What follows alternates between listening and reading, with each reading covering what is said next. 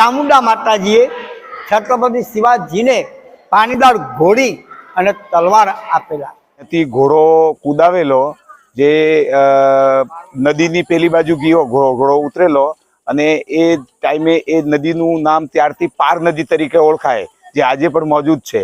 વિશ્વભરમાં જાઓ, દુનિયામાં ગમે ત્યાં પ્રજા 3 મુખવાળા માતાજી છે, એ તમને પારનેરામાં જોવા મળશે. માતાજીના મંદિરની બાજુમાં એક અહીં સેલ્ફી પોઈન્ટ બનાવવામાં આવ્યો છે. ત્યાંથી તમે વલસાડ શહેરનો સુંદર નજારો જોઈ શકો છો.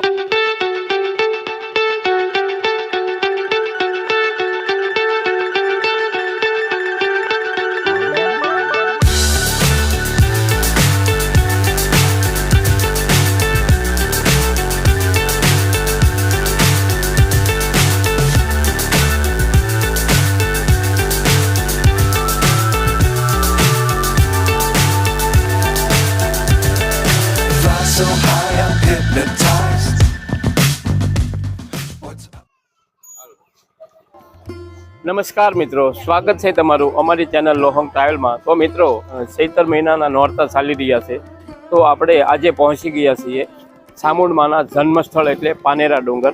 તો મિત્રો, આજે આપણે ચામુંડમાના દર્શન કરીશું, તેમજ તેમના ઇતિહાસ વિશે પણ થોડી જાણકારી મેળવીશું. તો જોડાઈ રહેજો વિડીયોમાં અને વિડીયોને અંત સુધી જોજો, જેથી તમને ચૈત્ર મહિનાના જે નોરતા ચાલી રહ્યા છે તેમાં આપણને ચામુંડમાના દર્શન કરવા મળે.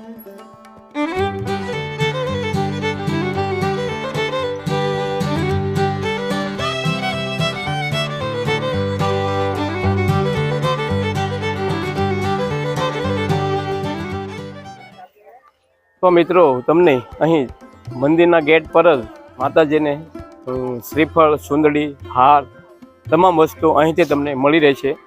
તો આપણે દર્શન કરવા જતા પહેલાં અહીંથી શ્રીફળ લેતા જઈએ અને દર્શન કરીએ.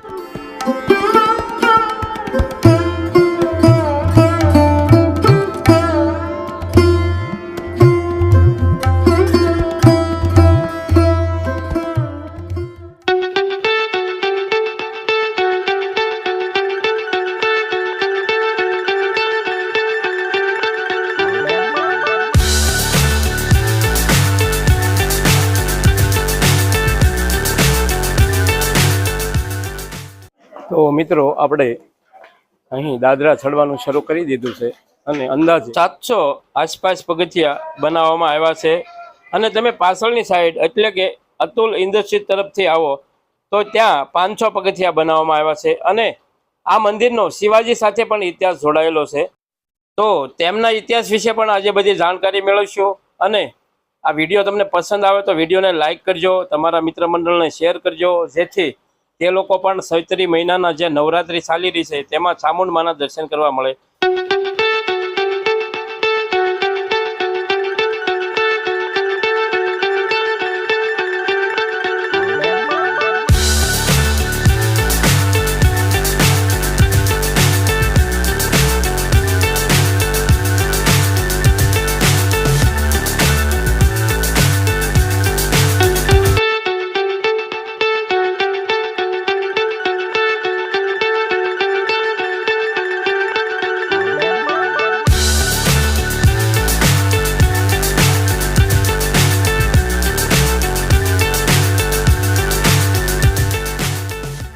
મિત્રો, અહીં તમારે નીચેથી કોઈ વસ્તુ લઈ જવાની જરૂર નથી, કારણ કે રસ્તાની બંને બાજુ ઘણી જ પ્રકારના સ્ટોલ બનાવવામાં આવેલા છે, જેમાં ઠંડા પીણા છે, શેરડીનો રસ છે, રમકડા છે, ફ્રૂટ છે. તો આવી તમામ વસ્તુ તમારે નીચેથી કોઈ વસ્તુ લાવવાની જરૂર નથી.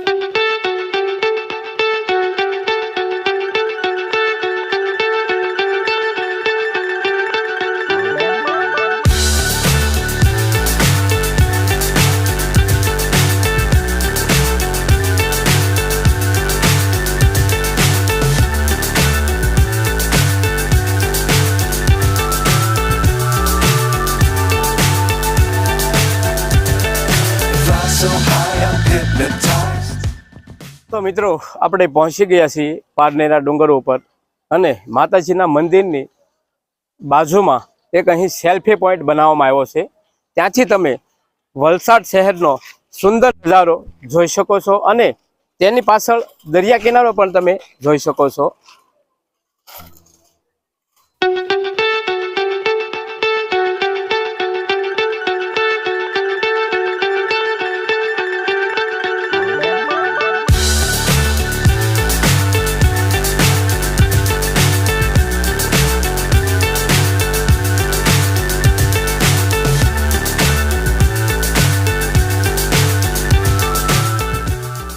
અત્યારે આપણી સાથે જોડાયા છે એક યાત્રિક. તમારું નામ શું છે?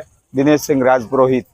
તો આ મંદિરનો શિવાજી સાથે શું ઇતિહાસ જોડાયેલો? શિવાજી સુરતમાં આવતા પૂર્વે પેલા આ જગ્યા રોકાયા હતા અને આ જગ્યા પછી સુરત ગયેલા અને અહીંયાથી ઘોડો કુદાવેલો જે નદીની પેલી બાજુ ગયો ઘોડો ઉતરેલો અને એ ટાઈમે એ નદીનું નામ ત્યારથી પાર નદી તરીકે ઓળખાય, જે આજે પણ મોજૂદ છે. અને એ બહુ ઐતિહાસિક કિલ્લો છે અને અહીંયાથી બહારથી કોઈ પણ દુશ્મન આવે તો એને વાસ્તે પુખ્તી વ્યવસ્થા કરેલી હતી. બંદૂકધારી અને તેલની મોટી મોટી કુંડો કે બહારથી કોઈ પણ આક્રમણકારી આ કિલ્લા સુધી આવી ન શકે. અને બહુ જૂનો અને ઐતિહાસિક કિલ્લો છે. અને શિવાજીને દેવી મહાકાલી માતા અને અંબે નવદુર્ગા માતાનો સાક્ષાત આશીર્વાદ હતા, જેના ફલો સ્વરૂપે હિન્દુત્વ અખંડ ભારત તરીકે શિવાજી ફતેહ કરેલી. પછી તમે માતાજીના જે ચામુંડમાના દર્શન કર્યા, હા, તો કેવું લાગ્યું તમને? અમને અહીંયા આનંદની અનુભૂતિ થાય છે. મારો વ્યવસાય ક્યાં છે? નેટિવ રાજસ્થાન છે, પણ અહીંયા ધરમપુર ચોકડી મારો વ્યવસાય છે, ટ્રાન્સપોર્ટનો વ્યવસાય છે. અને હું નવરાત્રિમાં 9 દિવસ આવું છું. 9 દિવસ. આભાર તમારો.